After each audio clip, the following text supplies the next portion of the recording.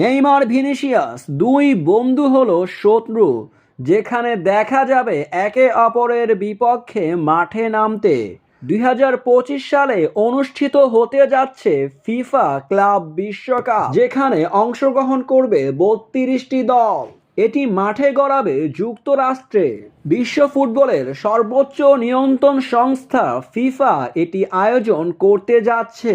ইতিমধ্যেই এটিকে সামনে রেখে ক্লাব বিশ্বকাপের অনুষ্ঠিত হয়ে গেছে ড্র, যেখানে এই ড্রকে নিয়ে বাড়তি উত্তেজনা দেখা গিয়েছে। এই ড্রয়ের মাধ্যমে বোঝা গেছে কোন দলের বিপক্ষে কোন দল খেলবে। তাইতে এবার জানা গেল ভিনিসিয়াস জুনিয়রের বিপক্ষে খেলবে নেইমারের আল হিলাল ক্লাব।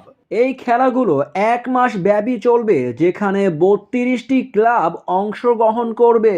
ক্লাব বিশ্বকাপে যেখানে 32 দলকে ভাগ করে 8টি গ্রুপে দেওয়া হয়েছে।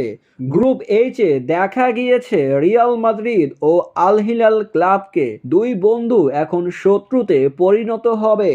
এই ম্যাচগুলো হবে ফিফার আন্ডারে, তাই তো বাড়তি উন্মাদনা দেখা যাবে দর্শকের মাঝে। 2025 সালের 15 জুন থেকে শুরু হতে যাচ্ছে এই আসরটি।